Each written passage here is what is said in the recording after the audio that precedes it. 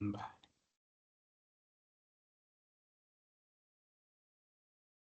vale, pues comparto pantalla.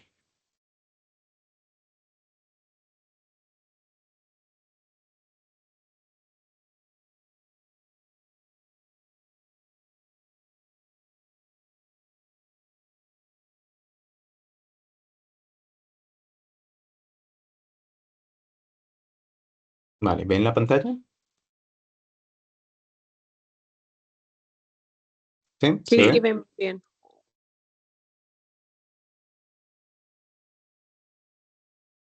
Vale, perfecto, perfecto. Pues nada, hoy vamos a hablar de una técnica que es la traqueostomía.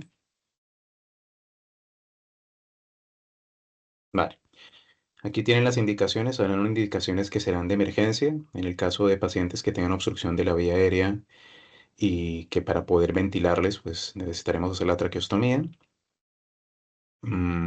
Por ejemplo, pacientes que tengan masas o que tengan alguna obstrucción de vía aérea alta, pacientes que han sido sometidos a una cricotiroidotomía de emergencia, o pacientes con fracturas de orofaringe, cara y cuello, en los cuales no se puedan intubar, y pacientes con trauma laringeo penetrante. Eso sería de emergencia. Las indicaciones selectivas serán pues para pacientes que se han sometido o se prevé que requerirán ventilación mecánica prolongada, es decir, si prevemos que tienen un winning o tendrán un winning prolongado, se puede hacer una traqueostomía precoz. Pacientes con mala protección de las vías respiratorias, que necesiten ventilación o control por secreciones, con apneas obstructivas del sueño severas que son refractarios a otras terapias, es decir, lo último que se puede hacer en pacientes con apneas muy severas refractarias, o pacientes con estenosis subglótica severa que no responde a terapias convencionales, o con parálisis severa de cuerdas vocales también refractarias a otras terapias. Pero, ¿por qué no pasa? A ver, ahí. Habrán una serie de contraindicaciones absolutas y relativas. Las contraindicaciones absolutas, pues, será el hecho de que tengamos una celulitis en el cuello, en la zona donde tendríamos que hacer la traqueostomía, la ausencia de tráquea cervical y pacientes con diátesis hemorrágica no corregible. Por ejemplo, que tengamos un INR mayor de 2 persistente, plaquetas menores de 50.000 pese a transfusiones. Y serán relativas, pues, el hecho de que el paciente tenga inestabilidad hemodinámica, porque habría que esperar estabilizarlo. El paciente con hipoxemia muy grave, que requiera presiones positivas como PIPs mayores de 12. Obviamente eso dependiendo del tipo de paciente y FIO2 muy altas, porque probablemente no es el momento de hacer la traqueostomía, y unas contraindicaciones relativas adicionales como la obesidad mórbida o un cuello demasiado corto, que en cuyo caso debería valorarse más bien hacer una traqueostomía quirúrgica, estructuras vasculares con una inominada muy alta o una arteria mamaria que provenga de la tiroides, gran distorsión del cuello porque tiene un hematoma, un tumor, tiromegalia. En ese caso también es difícil hacer la traqueostomía y debería hacerse quirúrgica si es necesaria. Traqueomalacia severa, la incapacidad para extender el cuello de manera segura porque hay fusión cervical, por ejemplo en los pacientes con artritis reumatoide. Cirugía traqueal compleja previa, o sea que hayan hecho traqueoplasia, reacciones traqueales, reconstrucciones en niños menores de 15 años y pacientes que requieran vía aérea de emergencia. Pues esas son contraindicaciones relativas de hacer una traqueostomía, sobre todo percutánea y programada, ¿vale? Entonces acá está este video de traqueostomía percutánea de New England, que es bastante visual. Vamos a verlo.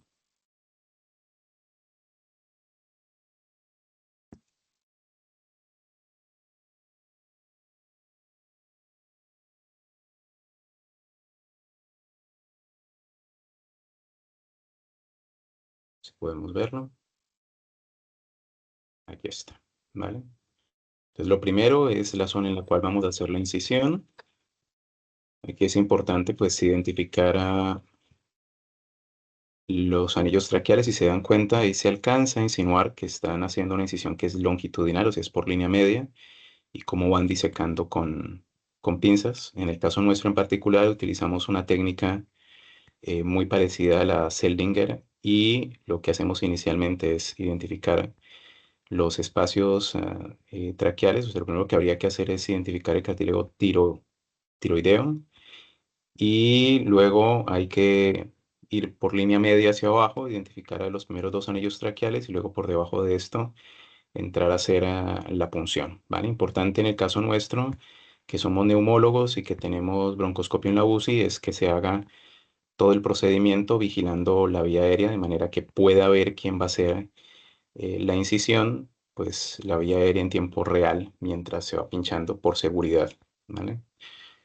Y lo que les decía, hay que identificar las zonas anatómicas, ahí se dan cuenta cómo palpan el cartílago tiroideo, cómo tienen ese espacio traqueal, ahí tienen el cartílago tiroideo, cartílago cricoides, y luego por debajo del cricoides, pues habrá que identificar los anillos traqueales, y por debajo del segundo, pues ahí es por donde entraremos, ¿vale? Entonces acá están utilizando una técnica con disección con pinzas. Nosotros lo que solemos hacer es hacer la punción inicialmente con aguja y después de haberla hecho con aguja, entrar con dilatadores, que eso es como es esta técnica, ¿ven? Se inicialmente identifican, se ve cómo se ve pasar la aguja. Hay que tener mucho cuidado de no pinchar el balón del tubo, por eso es importante ir con el fibro. Siempre el fibro que puedan ver la luz, pero que no salga el fibro del tubo orotraqueal por el riesgo de pinchar el fibro y además porque se puede pinchar el balón del tubo orotraqueal y cuando ya estamos dentro, pues pasaremos una guía y luego progresivamente los dilatadores, ¿vale? Entonces aquí se dan cuenta que luego se utiliza un dilatador más grueso que es el Blue Rhino, ¿ven? Y debe ir hasta donde está esta línea negra.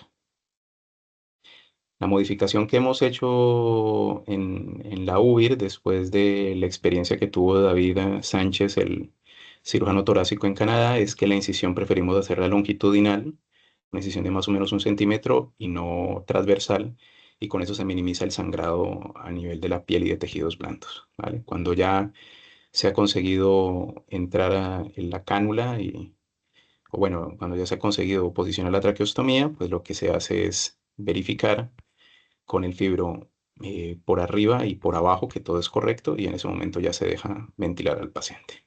¿Vale? Esto ya está. Y tendrán pues obviamente la presentación para que... Uy, esto... qué lío. Ahora. Ujú. A ver qué ha pasado que ahora no puedo ver. Vale, ahí. Muy bien. Los tipos de material tendrán esos materiales diferentes para las traqueostomías. Lo más frecuente que verán inicialmente serán las de silicona y las de PVC, que son plásticas. Tienen la ventaja de que son blandas, que son resistentes al biofilm. Y en el caso de las que son de PVC, pues además de se ablandan además a la temperatura corporal adaptándose a la tráquea. Y la de metal, como la de plata o de acero inoxidable, que generalmente lo que vemos es la de plata también por la capacidad que tiene antiinflamatoria. Entonces, lo que les decía de los tipos de cánula, las plásticas, pues son tubos plásticos que pueden ser de PVC o de silicona. Y también existen cánulas espiraladas, ¿vale? Que tienen unos anillos de acero inoxidable dentro que le permite, pues, que sea de una longitud más larga y que permite que sean más flexibles, ¿vale? Ese es el caso, no las verán mucho en la UBIR, aunque a veces se colocan, pero tenemos de las que tienen con anillos. Y de las metálicas, pues lo que les decía, estas sobre todo nos permitirán la mayoría de ellas no, carecen de balón de neumotaponamiento y falta pues o sea, hay un conector universal que se podría acoplar, pero que es en algunas especiales. Entonces, estas, la ventaja es que tienen efecto antiinflamatorio, o sea, no van a generar tantos granulomas y que de hecho tienen una duración muy prolongada, o sea, pueden durar hasta 5 años y se pueden esterilizar sin problema, ¿vale? Estas son las partes de lo que sería la traqueostomía. O sea, inicialmente ven aquí lo que son las aletas de sujeción, un conector universal que es de 15 milímetros, el cuerpo del tubo, el balón de neumotaponamiento. Y luego acá ven lo mismo, pero ven adicional a eso lo que es la endocánula o la camisa, ¿Y cómo podemos adaptar esto pues al tubo en T, esto que sería un termovent, lo que llaman aquí filtro? Y inicialmente las cánulas de traqueostomía que se usan en el paciente que se acaba de traqueostomizar, pues serán traqueostomías con balón para proteger pues la vía aérea, sobre todo de secreciones y de contenido digestivo o de cualquier cosa que pueda ir a la vía aérea, ¿vale? Por tanto, se emplean principalmente en pacientes en estado agudo o subagudo con requerimiento de ventilación mecánica y pues estarán indicadas pues en pacientes que tengan pues patología donde haya deterioro del sensorio o que haya riesgo inminente de broncoaspiración. Aquí de este lado verán el tamaño de las diferentes cánulas de 4 a 10. Ven por tanto el diámetro interno y el diámetro externo y la longitud que tiene, ¿vale? Entonces, aquí verán que hay que hacer un control rutinario de la presión que debe ser entre 20 y 25 o incluso máximo entre 25 y 30. Esto dependerá un poco. Hay pacientes que tienen una tráquea ensable y cuesta más poder llenar el espacio y por lo tanto necesitan presiones más altas, pero habría que conocer bien esa vía aérea. Eso es otra ventaja de haber entrado previamente con el fibrobroncoscopio a ver qué morfología tiene la tráquea.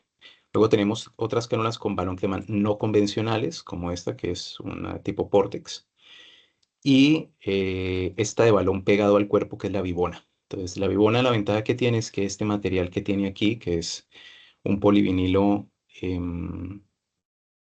de hecho parece un balón de poliuretano, se hincha con las secreciones y demás y termina de llenar todo el espacio. Entonces, cuando tenemos pacientes que tienen tráqueas muy grandes, y que vemos que puede haber problema para ventilarlos con un balón, con una cánula, perdón, con balón convencional, porque requieren muchas presiones.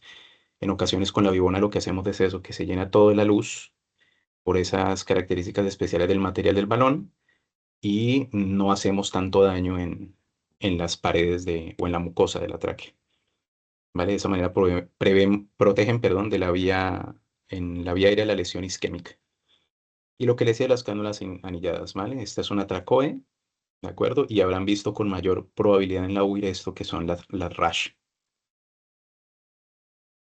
Las de metal, que es igual, es lo que les decía. Aquí tienen ustedes la cánula. Dentro tendrán esto, que son las endocánulas o las camisas, ¿de acuerdo? Que las tienen sin fenestras y con fenestras. Y esta que es la guía metálica que lleva. Hay algunos accesorios como la válvula fonatoria para que el paciente pueda hablar. Lo mismo, el conector universal es de 15 milímetros para las cánulas de traqueostomía. Y estas válvulas lo que hacen es permitir que el aire inspirado ingrese por la cánula y al exhalar, por diferencia de presión, pues no pueda salir, sino que salga por arriba, por las cuerdas vocales y de esa manera el paciente puede hablar. ¿Vale? Entonces es importante saber que si yo coloco una válvula fonatoria, antes de colocar la válvula fonatoria, pues debo desinflar el balón de neumotaponamiento si el paciente lo lleva. Complicaciones podemos dividirlas entre tempranas y tardías. Las tempranas se consideran que son las que ocurren en los primeros 10 días. La más frecuente es hemorragia. Por eso siempre que hacemos las traqueostomías en la UIR, lo verán, las traqueostomías percutáneas, dejamos condicional el reinicio de la heparina profiláctica, dependiendo de si el paciente sangra o no. La segunda complicación puede ser obstrucción, que puede ocurrir por secreciones inspiradas o sangre o porque se forman tapones de sangre, coágulos. El enfisema subcutáneo y el neumotórax afortunadamente es raro, es entre el 1,4 y el 8%, y en gran parte esto se ha minimizado de manera importante desde que se hace con broncoscopia, porque se está viendo qué es lo que se está pinchando, de manera que la probabilidad de que se haga un tracto falso o que haga una perforación accidental de la pared traqueal es menor, ¿vale? Se puede producir infecciones como celulitis, traqueitis, que son relativamente comunes, pero son infecciones leves. Y hay infecciones graves como abscesos, mediastinitis, osteomilitis, sepsis, fascitis necrotizantes, que afortunadamente son raras.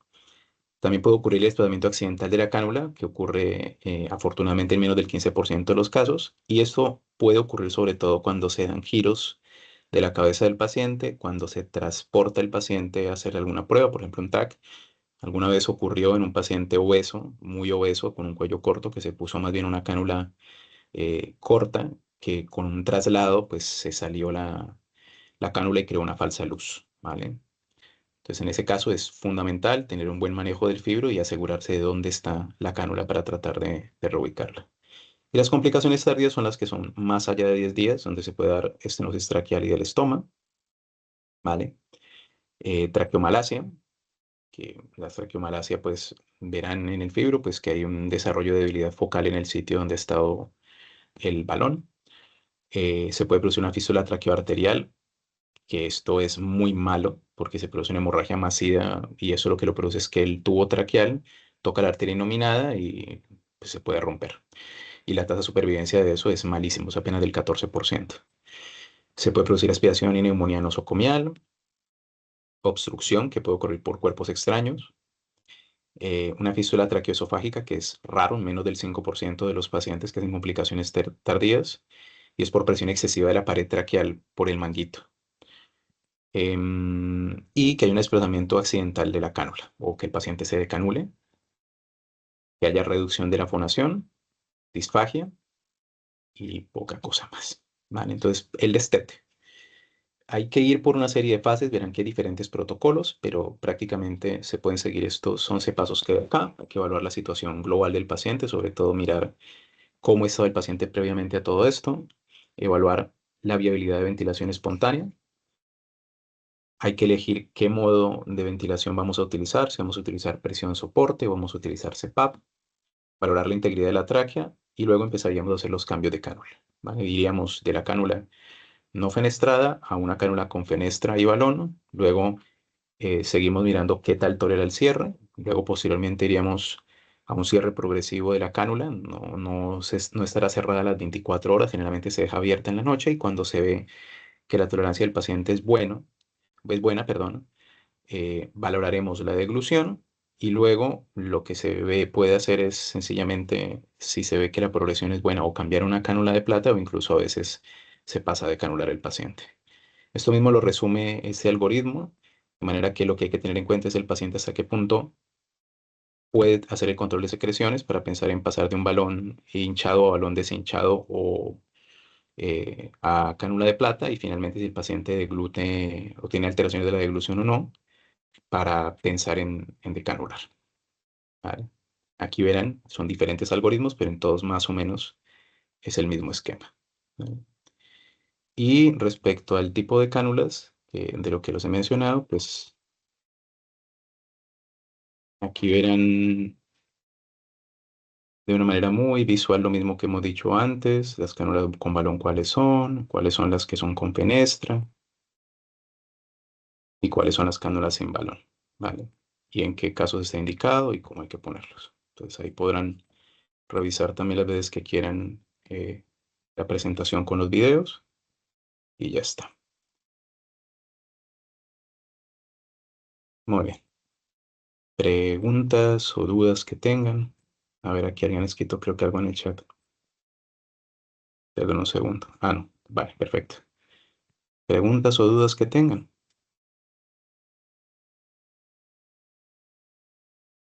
Nothing. Gracias, Jason. Bueno, a ti, Juan Pablo. No de momento. Vale, pues ya saben. La presentación queda guardada 15 días en la plataforma y ya está. ¿De acuerdo? Y ya luego, bueno, el video, la presentación sí que la pueden consultar las veces que quieran. ¿Vale? Bueno, pues nada, hasta la próxima. Chao.